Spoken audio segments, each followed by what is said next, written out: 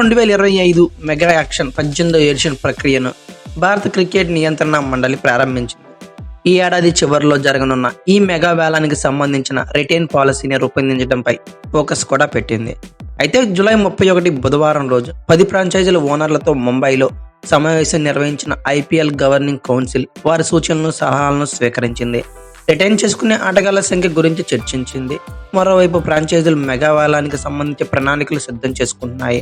Retain వచ్చేసరికి 6 నుంచి 8 మంది ప్లేయర్స్ మధ్య ఉండొచ్చని అంచనా వేస్తున్నారు. అలాగే పర్స్ వాల్యూ కూడా 20 నుంచి 25% పెరిగి అంటే 100 కోట్ల నుంచి 125 కోట్ల వరకు పెరిగే ఆలోచనలు ఉన్నాయని చెప్తున్నారు.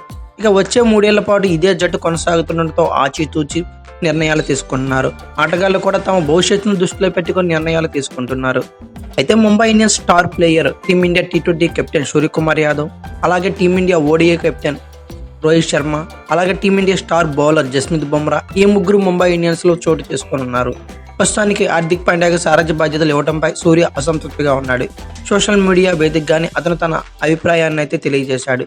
కెప్టెన్సీ కోసం అతను మెగా వేలంలోకి వచ్చే అవకాశం అయితే 99.99% ఉంది. ఒకవేళ సూర్యకుమార్ యాదవ్ వేలంలోకి వస్తే కొన్ని 3 జట్లు గాని గట్టిగా పోటీ పడుతున్నాయి. అయితే ముందుగా సూర్యకుమార్ యాదవ్ ఏకంగా టీమిండియా తరపున 71 T20లు ఆడాడు.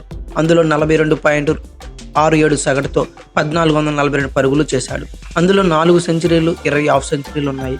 ఇక ఐపీఎల్ పరంగా చూస్తే సూర్యకుమార్ యాదవ్ ఏకంగా 150 మ్యాచ్లు ఆడాడు. అందులో 32 సగటుతో 2473 పరుగులు చేశాడు. దానిలో 2 సెంచరీలు కూడా ఉన్నాయి, 24 హాఫ్ సెంచరీలు ఉన్నాయి. సో సూర్యకుమార్ యాదవ్కి ఖచ్చితంగా T20 పరంగా చాలా డిమాండ్ ఉందని చెప్పుకోవచ్చు. ఒకవేళ సూర్యకుమార్ యాదవ్ వేలంలోకి వస్తే 3 జట్లు అతని కోసం తీవ్రంగా పోటీ పడనున్నాయి. ముందుగా రాయల్ ఛాలెంజర్స్ బెంగళూరు, ఆర్సీబీ కొత్త కెప్టెన్ ఎంచుకోవడంపై ఫోకస్ పెట్టింది. కోహ్లీ అనంతరం జట్టును నడిపించిన పాప్ డూప్లెసిస్ ని ఆ జట్టు వదులుకునే అవకాశం మాక్సిమం కనబడుతుంది. అతని వయసు దృష్ట్యా ఆర్సీబీ ఈ నిర్ణయం తీసుకోనుంది. ఈ క్రమంలోనే సూర్యకుమార్ యాదవ్ వేలంలోకి వస్తే అతన్ని జట్టులోకి తీసుకునేందుకు ఆర్సీబీ సిద్ధంగా ఉన్నట్లు ప్రెడిక్షన్ అయితే జరుగుతుంది. కుదిరితే ట్రేడింగ్ విండో ద్వారా ట్రాన్స్ఫర్ చేసుకునే అవకాశాలు కూడా ఉన్నాయి. ప్రస్తుతం ఆర్సీబీ విదేశీ ఆటగాళ్లపై ఎక్కువగా ఆధారపడి ఉంది. సూర్య జట్టులోకి వస్తే ఆ పరిస్థితి మారుతుందని ఆర్సీబీ జట్టు ఆలోచిస్తుంది. ఇక తర్వాత పంజాబ్ కింగ్స్, సరైన కెప్టెన్ లేని పంజాబ్ కింగ్స్ కూడా సూర్యకుమార్ యాదవ్ పై ఫోకస్ పెట్టింది. దానికి తగ్గ ప్రణాళికలు కూడా రచిస్తుంది. సూర్య వేలంలోకి వస్తే అతనిపై కోట్లు గుమ్మరించడానికి కూడా పంజాబ్ కింగ్స్ సిద్ధంగా ఉంది. ఒక సూర్యకుమార్ యాదవ్ కోసమే కాదు, అలాగే ముంబై ఇండియన్స్ జట్టు నుండి వీడుతున్న రోహిత్ శర్మ కోసం కూడా పంజాబ్ కింగ్స్ గట్టిగానే పోటీ పడుతుంది. వయసు మీద పడిన శిఖర్ ధావన్ ఆ జట్టు వదులుకోనుంది. ఏళ్లు గడుస్తున్న ఆటగాళ్లు మారుతున్న ఆ జట్టు రాత అయితే మారటం లేదనే చెప్పుకోవచ్చు. ఈసారైనా సరైన నాయకుడిని ఎంచుకొని మంచి ఫలితాన్ని అందుకోవాలని ఆ జట్టు అయితే భావిస్తుంది.